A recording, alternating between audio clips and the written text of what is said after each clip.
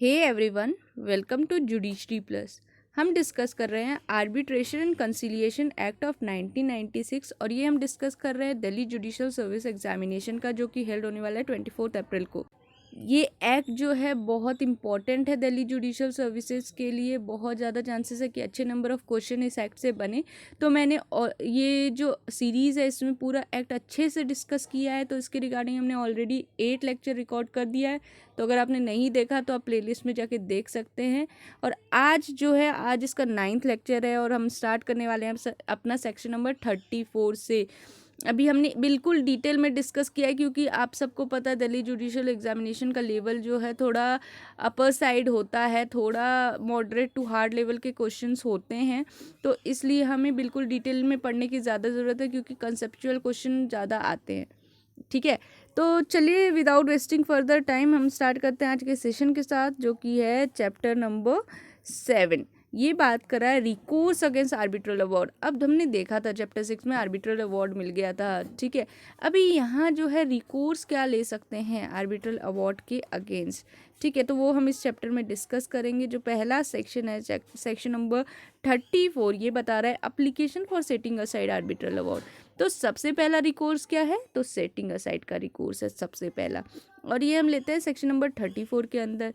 तो first subsection जो बोल रहा है, इसका बोल रहा है recourse to a court against an arbitral award may be made only by an application for setting aside such award in accordance with the subsection 2 and subsection 3। यानी कि क्या बोल रहा है कि कोर्ट में जाके रिकोर्स ले सकते हैं अगेंस्ट जो भी आर्बिट्रल अवार्ड मेड किया गया है, उसके अगेंस्ट जो है कोर्ट में जाके रिकोर्स लिया जा सकता है। और जो भी may be made only by application, और वो कैसे में लिया जाएगा रिकोर्स, एप्लीकेशन दिया जाएगा, सेट असाइड करने का एप्लीकेशन दिया जाएगा। और वैसा अवार्ड जो है इन अकॉर्डेंस विद सेक्शन 2 और 3, इसमें जो भी अवार्ड है उसको सेट असाइड करा जा सकता है by giving the application to the court. ठीक है, ये हमें बोल रहा है सबसेक्शन 1। सबसेक्शन 2 हमें क्या बोल रहा है कि एन आर्बिट्रल अवार्ड में भी set aside by the court only if. अब सेट असाइड तो कर सकते हैं एप्लीकेशन दे के, ठीक है, सबसेक्शन 1 में बोल रहा है, लेकिन वो कब देंगे। तो यहाँ सबसेक्शन 2 बोल रहा है कि जब पार्टी एप्लीकेशन मेड कर रहा है ना, establishes on the basis of the record of the arbitral tribunal. और क्या रिकॉर्ड, किस जो भी रिकॉर्ड है उसके बेसिस पे आर्बिट्रल ट्रिब्यूनल क्या करेगा कि party was under some incapacity, की पार्टी जो है कुछ इनकैपेसिटी है उसके पास, इसलिए सेट असाइड कराना चाहता है। दूसरा क्या है कि आर्बिट्रेशन अग्रीमेंट जो है वो वैलिड नहीं था, और जो भी लॉ था ना जिससे वो गवर्न हो रहा था, जो पार्टी जो है सब्जेक्टेड थे, वो क्या कर रहा है, वो failing any indication there on under the law for the timing in force. यानी कि जो लॉ के अंदर आर्बिट्रेशन अग्रीमेंट बना है वो वैलिड ही नहीं है। तो आर्बिट्रेशन अग्रीमेंट जो है वो वैलिड नहीं है उस लॉ के हिसाब से। ठीक है, वो कंडीशन फुलफिल नहीं कर रहा है, इसलिए वैलिड नहीं है वो आर्बिट्रेशन अग्रीमेंट। तीसरा क्या है, जो पार्टी एप्लीकेशन मेड कर रहा है ना, वो उसने प्रॉपर नोटिस नहीं दिया है आर्बिट्रेटर के अपॉइंटमेंट का प्रॉपर नोटिस नहीं दिया गया था। ठीक है, अपॉइंटमेंट का प्रॉपर नोटिस नहीं दिया गया था। और जो आर्बिट्रल प्रोसीडिंग्स है और was otherwise unable to present his case, और आर्बिट्रल प्रोसीडिंग्स में जो पार्टी है अपना प्रेजेंट नहीं कर पा रहा है केस, यानी कि उसने अच्छे से अपना केस प्रेजेंट नहीं किया एंड अवार्ड मेड हो गया, तो वो सेट असाइड का एप्लीकेशन डाल सकता है। तो 3 ग्राउंड अभी तक हमने देखे हैं कि इनकैपेसिटी हो गया तो सेट असाइड कर सकते हैं, पार्टी कोई इनकैपेसिटी में था, ठीक है, उसके वो कैपेसिटी में नहीं था, उसके कुछ लिमिटेशंस थे, तो वो सेट असाइड कर सकता है। दूसरा जो है आर्बिट्रेशन अग्रीमेंट वैलिड नहीं था जिस लॉ से वो गवर्न हो रहा है। फिर तीसरा था कि जब प्रोसीडिंग्स चल रही थी उसमें पार्टी ने अपने आप को अच्छे से रिप्रेजेंट नहीं किया था, या तो प्रॉपर नोटिस नहीं दिया था अपॉइंटमेंट के लिए आर्बिट्रेटर का। तो ये हमारा सबसेक्शन 3 है। देन जो हमारा सबसेक्शन 4 है वो बोल रहा है आर्बिट्रल अवार्ड जो है वो डील करता है डिस्प्यूट से। ठीक है, नॉट कंटेम्पलेटेड बाय और falling within the term of the submission to the arbitration. अब वो ऐसे डिस्प्यूट से डील करता है जिसको सबमिट ही नहीं किया था, जिसका डिमांड ही नहीं किया गया था, और उसमें ऐसे डिसीजन या मैटर है जो सबमिशन ऑफ आर्बिट्रेशन के स्कोप से बाहर हैं, तो भी सेट असाइड कराया जा सकता है। अब इसके साथ जो प्रोवाइजो अटैच है वो क्या बोल रहा है कि provided that if the decision on the matter submitted to arbitration can be separated from those not so submitted, only that part of arbitral award which content decision on matter not submitted to arbitration award may be set aside. यानी कि अभी हमने क्या देखा कि submit ही नहीं किया गया है और उस पर अवार्ड दे दिया गया। तो अगर ऐसे अवार्ड जो सेपरेबल नेचर के हैं, जैसे हम कॉन्ट्रैक्ट एक्ट में देखते हैं, तो अगर सेपरेबल नेचर के हैं तो दोनों जो भी डिसीजन आया है दोनों को सेपरेट किया जा सकता है। तो जिसका जो है सबमिशन हुआ है जिस डिस्प्यूट के रिगार्डिंग, वो वैलिड हो जाएगा, और डिस्प्यूट के रिगार्डिंग सबमिशन नहीं हुआ उसको सेट असाइड कर सकते हैं। और फिफ्थ ग्राउंड क्या है कि आर्बिट्रल ट्रिब्यूनल जो मेड किया गया उसकी कंपोजिशन या आर्बिट्रल प्रोसीजर जो है उसका वो उस अग्रीमेंट के अकॉर्डेंस में नहीं है जो पार्टी ने एंटर किया था, ठीक है, तो उसका कंपोजिशन उस अकॉर्डेंस में नहीं है। और unless such agreement was in conflict with the provision of this part, और वो जो है इस पार्ट के प्रोविजन की कन्फ्लिक्ट में है, from which the parties cannot derogate, or failing such agreement was not in accordance with this part, ठीक है। तो यहाँ जो है दो बातें बताई जा रही है। सबसे पहला जो कंपोजिशन है आर्बिट्रल ट्रिब्यूनल का या आर्बिट्रल प्रोसीडिंग्स का, वो अग्रीमेंट के अकॉर्डेंस में नहीं है, तो फिर जो है सेट असाइड करा सकते हैं। लेकिन जहाँ पे जो है अग्रीमेंट इटसेल्फ जो है कॉन्फ्लिक्ट कर रहा है इस पार्ट से, तो फिर वैसे अग्रीमेंट के बेसिस पे जो है वैसे आर्बिट्रल ट्रिब्यूनल का कंपोजिशन और आर्बिट्रल ट्रिब्यूनल का जो है आर्बिट्रल प्रोसीजर का जो कंपोजिशन है उसको चैलेंज नहीं किया जा सकता, उसको सेट असाइड नहीं किया जा सकता है। जब अग्रीमेंट वैलिड होगा तो ही जो है ये एक्शन लिया जा सकता है। तो इसलिए लिख रहा है कि unless such agreement was in conflict with the provision of this part, ठीक है। तो ये भी चीज़ जो है इम्पोर्टेंट है। तो यहाँ हमने 5 ग्राउंड देखे हैं। सबसे पहली चीज़ जो है सेट असाइड का ग्राउंड है कि पार्टीज़ को कुछ इनकैपेसिटी है। दूसरा जो है एग्रीमेंट वैलिड नहीं है जिस लॉ के अंदर वो सब्जेक्टेड है। तीसरा जो है प्रॉपर नोटिस नहीं दी गई है आर्बिट्रेटर के अपॉइंटमेंट की या उसके प्रोसीजर के रिगार्डिंग, और अब वो पार्टी जो अपना केस प्रेजेंट करने के लिए अनेबल हो जाते हैं। फोर्थ पॉइंट जो है वो बोल रहा है आर्बिट्रल अवार्ड जो है डिस्प्यूट से डील करता है, और वो ऐसा डिस्प्यूट है जो कि सबमिशन के टर्म में फॉल ही नहीं करता, तो ठीक है वैसा फिर सेट असाइड किया जा सकता है अवार्ड। लेकिन अगर कोई दो मतलब एक में ही दो तरह के अवार्ड मेड किए गए हैं जो सेपरेबल नेचर के हैं, तो जिसका सबमिशन हुआ है वो वैलिड हो जाएगा, और जिसका नहीं हुआ सबमिशन उसको सेट असाइड का एप्लीकेशन डाला जा सकता है। तो जो लास्ट पॉइंट है सेट असाइड का, वो बोल रहा है अगर कंपोजिशन जो है आर्बिट्रल ट्रिब्यूनल का या आर्बिट्रल प्रोसीजर का वो इस अग्रीमेंट के अकॉर्डेंस में नहीं है जो पार्टी एंटर करती है, तो भी सेट असाइड कर सकते हैं। लेकिन अनलेस क्या बोल रहा है पार्टी जो अग्रीमेंट है वो कन्फ्लिक्ट नहीं होने चाहिए इस पार्ट में, तभी ये चीज़ अप्लाई हो सकती है। फिर जो है सबसेक्शन बी बोल रहा है कि कोर्ट फाइंड्स दैट, अगर कोर्ट को पता चलता है कि जो सब्जेक्ट मैटर है डिस्प्यूट का वो not capable of settlement by arbitration the law for the timing in force, ठीक है, यानी कि जो सब्जेक्ट मैटर है ना डिस्प्यूट का जिसके रिगार्डिंग आर्बिट्रेशन में गए हैं वो कैपेबल ही नहीं है कि वो आर्बिट्रेशन से सेटल हो सके किसी लॉ के अंदर जो टाइमिंग इन फोर्स में मतलब टाइम उस टाइम में इन्फोर्स्ड में है, ठीक है। दूसरा क्या है जो आर्बिट्रल अवार्ड है वो कन्फ्लिक्ट में है पब्लिक पॉलिसी के, इंडिया के जो पब्लिक पॉलिसी है उसके कन्फ्लिक्ट में है, और ये सब फाइंडिंग किसकी है, ये कोर्ट की फाइंडिंग है कि वो subject matter out of the scope और आर्बिट्रेशन है। दूसरा जो है आर्बिट्रल अवार्ड जो है वो कन्फ्लिक्ट में है पब्लिक पॉलिसी के इंडिया में, ठीक है। फिर इसके साथ एक्सप्लेनेशन है, वो बोल रहा है कि यहाँ पे क्लैरिफाई किया गया है जो award in conflict with public policy है ना वो कब माना जाएगा award in conflict of public policy in India, only if the making of award was induced और अफेक्टेड बाय फ्रॉड और करप्शन और इन वायलेशन ऑफ 75 to 81 और 81। यानी कि इन कन्फ्लिक्ट ऑफ पब्लिक पॉलिसी मतलब क्या होता है, अगर कोई अवार्ड जो है जो इंड्यूस्ड है अफेक्टेड है फ्रॉड से या करप्शन से और वो 75 और 81 के वॉयलेशन में है, ठीक है, तो उसको माना जाएगा इन conflict with public policy of India, ठीक है। फ्रॉड और करप्शन की पॉइंट है याद रखिएगा, और वॉयलेशन ऑफ 75 to 81, तो अगर इससे इंड्यूस्ड है। दूसरा इन contravention of the fundamental policy of Indian law, अगर फंडामेंटल पॉलिसी के कॉन्ट्रावेंशन में है। और तीसरा है कि it is conflict with the most basic notion of morality of justice, और अगर बेसिक नोशन जो मोरालिटी का होता है उसके भी कन्फ्लिक्ट में है तो इसको मानेंगे conflict with the public policy of India, ठीक है। ये था एक्सप्लेनेशन 1। फिर एक्सप्लेनेशन 2 जो है वो भी बता रहा है कि जो टेस्ट है कि whether there is a contravention of the fundamental policy of Indian law shall not entail a review on the merit of the dispute, ठीक है। इससे कुछ मेरिट में फ़र्क नहीं पड़ता है, जो भी केस का मेरिट है ना उसमें फ़र्क नहीं पड़ता है कि जो टेस्ट है वो वेदर ये वो उस fundamental policy of Indian law के कॉन्ट्रावेंशन में है कि नहीं, वो जो है वो क्या करेगा, वो सेल नॉट इंटेल रिव्यू, वो उसके कारण जो है रिव्यू नहीं आएगा on the merit of the dispute पे। ठीक है, ये हो गया हमारा यहाँ पे सबसेक्शन 1 कंप्लीट। अब आता है सबसेक्शन 2A, जो कि बोल रहा है कि कोई आर्बिट्रल अवार्ड है जो अराइज हो रहा है आर्बिट्रेशन से, जो कि other than international commercial arbitration है, तो उसको भी सेट असाइड किया जा सकता है कोर्ट के द्वारा, अगर कोर्ट को लगता है कि वैसा अवार्ड जो है वो विशिएट कर रहा है बाय पेटेंट इलीगैलिटी। ठीक है, appearing on the face of the award. ठीक है, अब पेटेंट इलीगैलिटी क्या होता है, जो कि सामने से दिख रहा होता है, ऐसी इलीगैलिटी। ठीक है, तो कोई आर्बिट्रल अवार्ड है जो आर्बिट्रेशन से अराइज होता है, और वो कैसा आर्बिट्रेशन है, other than international commercial arbitration, उसको भी सेट असाइड किया जा सकता है कोर्ट के द्वारा, अगर कोर्ट को लगता है कि जो अवार्ड है वो विशिएट हो रहा है पेटेंट इलीगैलिटी के कारण। ठीक है, जो on the face of it जो अवार्ड को इलीगल बना रहा है, तो और उसके कारण विशिएट हो रहा है, तो फिर वो उसको भी सेट असाइड किया जा सकता है।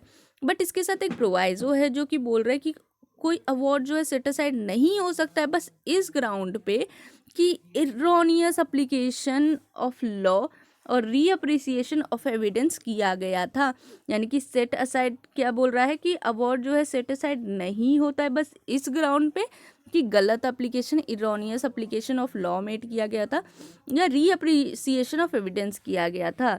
ठीक है, इन दोनों चीज़ की वजह से जो है वो सेट असाइड नहीं हो रहा है, अवार्ड जो है सेट असाइड नहीं होगा, नहीं माना जाएगा। किस दो चीज़ों से, इरोनियस एप्लीकेशन ऑफ लॉ और रीअप्रिसिएशन ऑफ एविडेंस के, सिर्फ इन दोनों के वजह से। ठीक है, फिर जो है सबसेक्शन 3 हमारा आता है, जो बात कर रहा है कि एप्लीकेशन जो है सेट असाइड करने का वो मेड नहीं किया जाएगा after 3 month have elapsed from the date on which party making the application had received the arbitral award. ठीक है, तो जो एप्लीकेशन है सेट असाइड करने का जहाँ वो मेड किया जा सकता है, वो कब तक किया जा सकता है, कट ऑफ डेट है 3 मंथ्स, यानी कि 3 मंथ तक ही किया जा सकता है सेट असाइड ऑर्डर का, सेट असाइड का एप्लीकेशन दिया जा सकता है। और ये जो 3 मंथ है कब से होगा, from the date on which party making the application has receive the arbitral award, जिस दिन से उसको आर्बिट्रल अवार्ड मिला है पार्टी को, उस दिन से 3 मंथ के अंदर अंदर वो जो है सेटिंग असाइड का एप्लीकेशन दे सकता है, उसके बाद नहीं दे सकता है। और if the request had been made under section 33 from the date on which that request had been dispose of the by the arbitral tribunal. ठीक है, और अगर कोई रिक्वेस्ट मेड की गई है सेक्शन नंबर 33 के अंदर, उस दिन से, जिस दिन से वो ऐसा रिक्वेस्ट जो है डिस्पोज ऑफ हो गया आर्बिट्रल ट्रिब्यूनल के द्वारा। ठीक है, तो 33 के अंदर का स्पेशल केस है, जो जिस दिन वो आर्बिट्रल अवार्ड के द्वारा डिस्प्यूट जो है वो रिक्वेस्ट जो है डिस्पोज ऑफ हो गया है आर्बिट्रल ट्रिब्यूनल के द्वारा, तो उस दिन से 3 महीने, या तो जिस दिन आर्बिट्रल अवार्ड दिया गया है उस दिन से 3 महीने। ठीक है, 33 का रिक्वेस्ट मेड किया गया और उसका आर्बिट्रल अवार्ड आर्बिट्रल ट्रिब्यूनल ने डिस्पोज ऑफ कर दिया वैसा रिक्वेस्ट, उस दिन से 3 महीना, और आर्बिट्रल अवार्ड के से 3 महीना तक सेट असाइड का एप्लीकेशन दे सकते हैं। प्रोवाइजो बोल रहा है अगर कोर्ट सेटिस्फाइड हो गया कि उसको सफिशिएंट कॉज था उसके पास और उसको प्रिवेंट किया गया था, ठीक है, एप्लीकेशन मेड करने का उस with in 3 month of period, तो फिर वो फर्दर पीरियड 30 डेज का और दे सकता है, यानी कि एक्चुअल पीरियड जो है वो 3 मंथ्स का है सेटिंग असाइड का, प्लस जो अगर आपने सफिशिएंट कॉज दिखाया तो 30 डेज का जो है एक्सटेंशन आपको मिल सकता है। ठीक है, और ये डिस्क्रिशन पे है 30 डेज आपको मिलेगा कि नहीं, अगर आप सेटिस्फाई कर पाओगे तभी मिलेगा, अदरवाइज नहीं मिलेगा, 3 मंथ मिलेगा आपको। फिर जो है सबसेक्शन 4 बोल रहा है एक बार एप्लीकेशन रिसीव हो गया ना सबसेक्शन 1 में, तो कोर्ट क्या करेगा, जहाँ उसको अप्रोप्रिएट लगता है और जहाँ पे या तो पार्टी ने रिक्वेस्ट किया है उससे, वो अडजर्न भी कर सकता है प्रोसीडिंग्स। ठीक है, पार्टी ने रिक्वेस्ट किया या तो उसको सुओ मोटो सही लगता है तो फिर वो जो है अडजर्न कर देगा proceeding for a period of time, तो उस पीरियड ऑफ टाइम तक के लिए जो कि डिटरमाइन किया गया है ऑर्डर के द्वारा जो कि आर्बिट्रल ट्रिब्यूनल ने दिया है, और एक अपॉर्चुनिटी भी दिया जाएगा कि आर्बिट्रल प्रोसीडिंग्स को आप रेज्यूम कर सकते हो या अदर एक्शन ले सकते हो अगर आर्बिट्रल ट्रिब्यूनल के ओपिनियन में लगता है तो, और वो एलिमिनेट कर देगा ground for setting aside of arbitral award. यानी कि सिंपल शब्दों में समझे तो जब रिसीव होगा ना सब सेक्शन 1 का एप्लीकेशन, तो कोर्ट क्या कर सकता है, अगर उसको खुद से सही लगता है या पार्टी ने रिक्वेस्ट किया है तो फिर एडजर्न कर देगा प्रोसीडिंग कुछ टाइम के लिए, जो कि उसको डिटरमाइन करेगा ऑर्डर के द्वारा आर्बिट्रल ट्रिब्यूनल। और फिर एक अपॉर्चुनिटी भी दिया जाता है कि आप रिज्यूम भी कर सकते हो आर्बिट्रल प्रोसीडिंग्स और कोई अदर एक्शन भी ले सकते हो अगर आर्बिट्रल ट्रिब्यूनल के ओपिनियन में ऐसा लगता है कि जो ग्राउंड था ना वो एलिमिनेट कर रहा है ground for setting aside of arbitral award. ठीक है, उनके ओपिनियन में क्या लगता है, आर्बिट्रल ट्रिब्यूनल के ओपिनियन में कि ये एलिमिनेट कर देगा ग्राउंड सेटिंग असाइड का, तो फिर जो है रिज्यूम भी प्रोसीडिंग्स कर सकते हैं। फिर जो है हमारा सबसेक्शन 5 बोल रहा है कि कोई एप्लीकेशन इस सेक्शन के अंदर आपने मेड कर दिया, ठीक है, पार्टी के द्वारा फिल कर दिया गया, तो ये सिर्फ ये एप्लीकेशन जो है ना ये पार्टी ही कर सकती है इस सेक्शन के अंदर। और वो कब करेगी, after issuing a prior notice to the other party, मतलब एप्लीकेशन देगी सेटिंग असाइड ऑर्डर का, पार्टी ही देगी और उसके पहले उसको प्रायर नोटिस देना पड़ेगा अदर पार्टी को। ठीक है, और वैसा एप्लीकेशन जो है वो अकम्पेनिड बाय एफिडेविट, उसके साथ एक एफिडेविट भी जुड़ा हुआ होगा। और वो कौन एफिडेविट करेगा, एफिडेविट एप्लीकेंट देगा और उसमें इंडोर्स करेगा compliance of the said requirement. उस एफिडेविट में जो है वो बोलेगा कि मैंने ये सारे जो भी रिक्वायरमेंट थे इस सेक्शन के उसको कंप्लाई कर लिया है। तो जो एप्लीकेशन है वो पार्टी मेड करेगी, अदर पार्टी को नोटिस देगी और एफिडेविट में ये मेंशन कर देगी कि इस सेक्शन के सारे रिक्वायरमेंट का कंप्लायंस हो चुका है।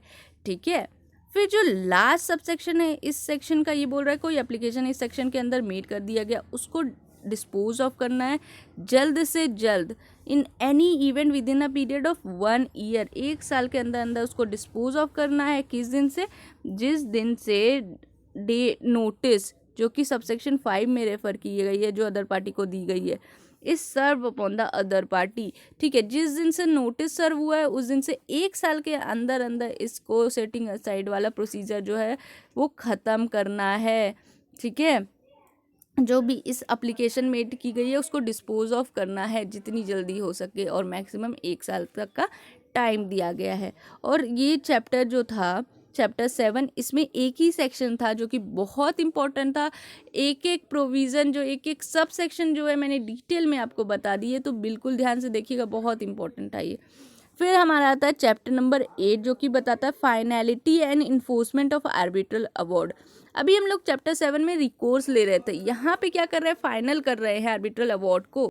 तो जो सेक्शन नंबर 35 है ये बता रहा है फाइनलिटी ऑफ आर्बिट्रल अवार्ड के बारे में।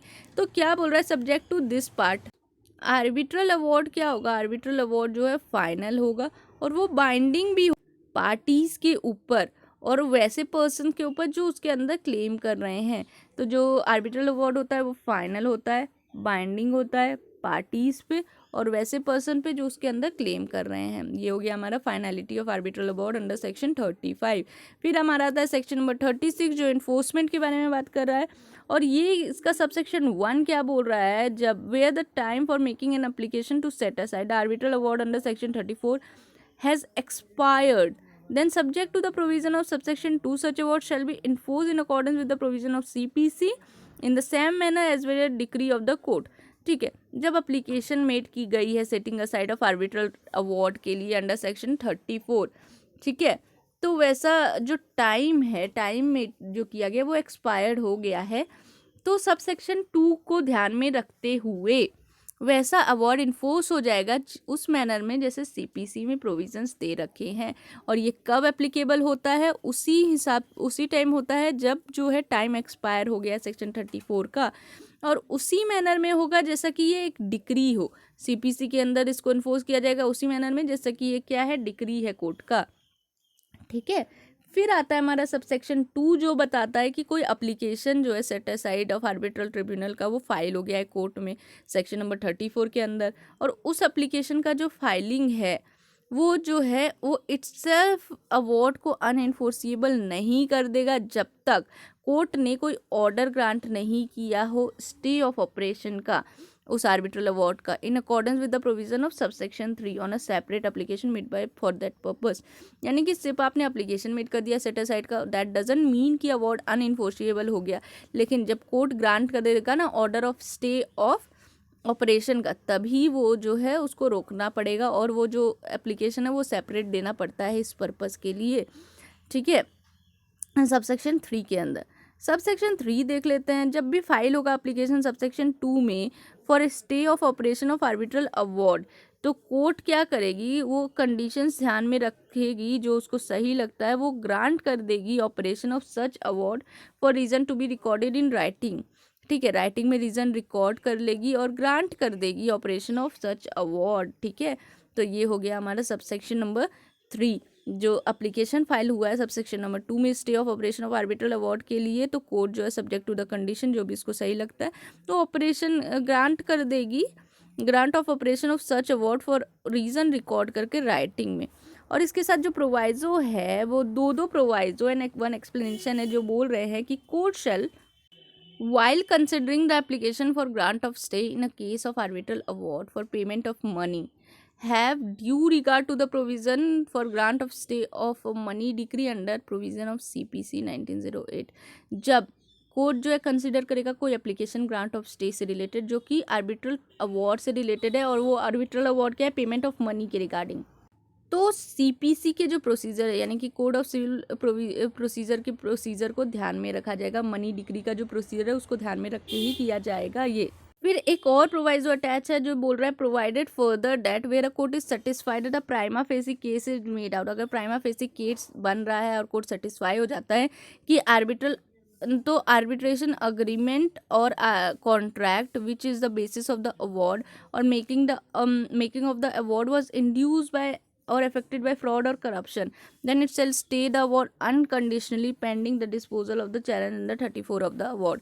ठीक है, प्रोवाइजो फर्दर क्या बोल रहा है कि प्राइमा फेसी केस बन रहा है और ये दिख रहा है कि आर्बिट्रेशन अग्रीमेंट या कॉन्ट्रैक्ट जो है जिसके बेसिस पे अवार्ड बना है या जो अवार्ड दिया गया है वो फ्रॉड या कोअर्जन से रिलेटेड है, तो फिर वो क्या करेगा, वो अनकंडीशनली वो अवार्ड को अनकंडीशनली पेंडिंग कर देगा डिस्पोजल के लिए under section number 34 of the award. ठीक है, फिर जो है इसके साथ एक एक्सप्लेनेशन भी है जो बता रहा है कि यहाँ पे क्लैरिफाई किया जाता है कि जो अवर प्रोविज़न है वो अप्लाई किए जाएंगे सारे कोर्ट केसेस पे जो कि अराइज होते हैं in relation to arbitral proceedings के, irrespective of whether the court or other proceedings was commenced prior to or after the commencement of arbitration and conciliation amendment act of 2015। ठीक है, तो यहाँ पे क्लैरिफाई किया जा रहा है कि जो ऊपर के प्रोवाइजो है वो अप्लाई होंगे सारे कोर्ट केसेस पे जो अराइज होते हैं आर्बिट्रल ट्रिब्यूनल के रिलेशनशिप में, इर्रिस्पेक्टिव किस चीज़ को लेकर है कि जो आर्बिट्रल और कोर्ट प्रोसीडिंग्स है ना वो कमेंस कब हुए हैं इससे मतलब नहीं है, चाहे वो प्रायर हो या आफ्टर हो, उस arbitration and conciliation amendment act of 2015 के बाद हुए हो या पहले हुए हैं उससे फ़र्क नहीं पड़ेगा। ठीक है, तो यहाँ पे ये क्लैरिफाई कर दिया है कि सारे कोर्ट केसेस जो होंगे, ऑल कोर्ट केसेस जो भी अराइज होते हैं आर्बिट्रल प्रोसीडिंग्स से, चाहे वो आर्बिट्रल और कोर्ट प्रोसीडिंग्स कुछ जो कमेंस हुए हों पहले या बाद में, आर्बिट्रेशन अमेंडमेंट एक्ट ऑफ 2015 के पहले या बाद में, उससे फ़र्क नहीं पड़ेगा, ये सारे कोर्ट केसेस पे अप्लाई हो जाएगा आर्बिट्रल प्रोसीडिंग से रिलेटेड। ठीक है, तो ये था हमारा इसका एक्सप्लेनेशन, और इसी के साथ ये सेक्शन और चैप्टर दोनों ही ख़त्म होता है। इसमें भी सिर्फ हमारा एक ही सेक्शन था, दो सेक्शन था, section number 35 and 36 and this both are important sections. ठीक है, अब हम आते हैं अपने नेक्स्ट चैप्टर यानी कि चैप्टर नंबर 9 पे, जो कि अपील के बारे में बात कर रहा है। तो ये जो सेक्शन नंबर 37 है ये बात कर रहा है अपीलेबल ऑर्डर्स के बारे में, और यहाँ क्या दिया है सब सेक्शन 1 में कि notwithstanding anything contain in any other law for the timing force an appeal shall lie from following order to the court authorized by law to hear the appeal from the original decree of the court passing the order, namely यानी कि क्या बोल रहा है कि कुछ भी कोई अदर लॉ में कुछ भी दिया हो, कोई भी अपील जो है लाई कर सकती है, नीचे जो दिए गए ऑर्डर्स हैं उससे अपील लाई करेगी उस कोर्ट में जो ऑथराइज है लॉ के द्वारा, जो ओरिजिनल डिक्री हियर कर सकता है।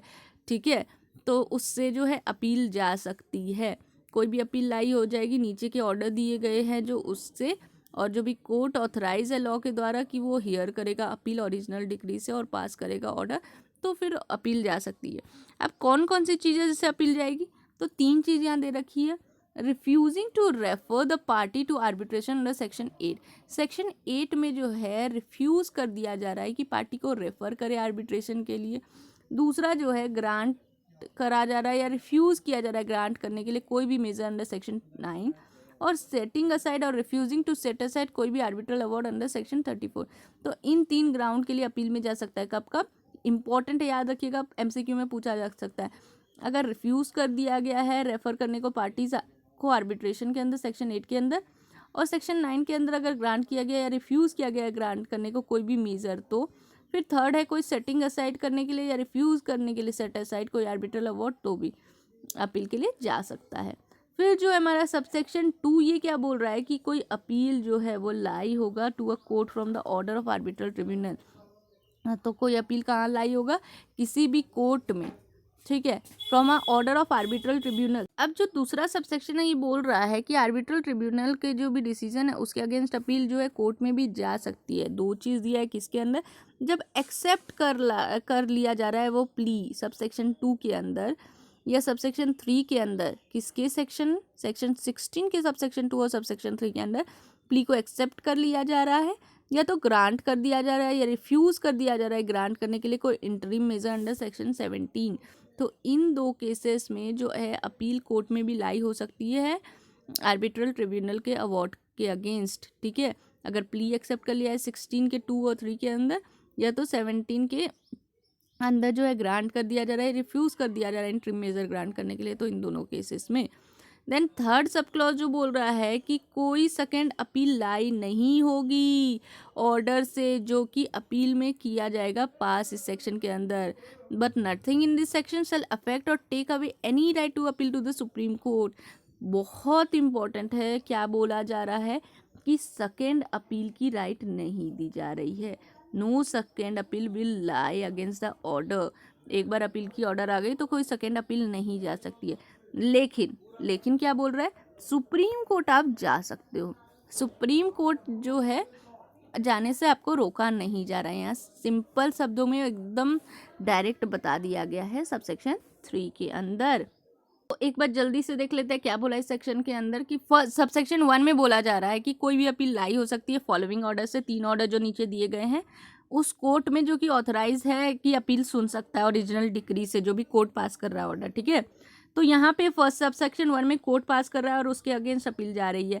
तो 3 चीज़ें, refuse to refer the parties under subsection 8, फिर ग्रांट या refuse to grant any measure under subsection 9, और सेटिंग असाइड और refusing to setting aside under section 34। यहाँ याद रखिएगा कोर्ट का ऑर्डर है और कोर्ट में ही अपील जा रही है, ठीक है। सब सेक्शन 2 में बोल रहा है आर्बिट्रल ट्रिब्यूनल का ऑर्डर है और अपील कोर्ट में जा सकती है। और 2 केसेस है, जब एक्सेप्ट कर लिया है प्ली जो कि रेफर किया है 16 सब क्लॉज 2 और 3 में, या तो ग्रांट कर दिया या रिफ्यूज़ कर रहा है ग्रांट को इंटरिम मेजर करने के लिए अंडर सेक्शन नंबर 17, ठीक है। फिर कोई सेकेंड अपील नहीं आ सकती, लेकिन सुप्रीम कोर्ट जाया जा सकता है, उसके लिए नहीं कोई रोक है। फिर नेक्स्ट चैप्टर जो है वो हमारा मिसलीनियस चैप्टर है जो कि डिपॉजिट्स के बारे में बात कर रहा है, सबसे पहला सेक्शन। तो सेक्शन नंबर 38 का सबसेक्शन 1 बोल रहा है कि जो आर्बिट्रल ट्रिब्यूनल है ना वो फिक्स कर सकता है अमाउंट और सप्लीमेंट्री डिपॉजिट जो भी उसको सही लगता है as an advance of the cost referred in 31 का subsection 8 which it expect to be incurred in respect of the claim submitted to it. यानी कि जो आर्बिट्रल ट्रिब्यूनल है वो फिक्स कर सकते हैं अमाउंट ऑफ द डिपॉजिट या supplementary deposit. Amount of deposit या सप्लीमेंट्री डिपॉजिट जो है आर्बिट्रल ट्रिब्यूनल फिक्स कर सकता है, और वो क्या होगा, as a advance of cost advance cost होगा जो कि सबसेक्शन नंबर 8 में दिया है 31 के।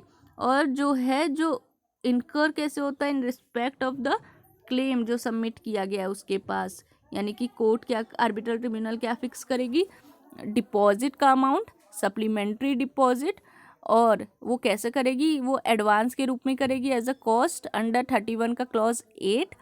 और जो है वो एक्सपेक्ट करेगी कि ये इनकर किसके रिस्पेक्ट में हो रहा है, कोई क्लेम के रिस्पेक्ट में जो उसके सामने सबमिट किया गया है।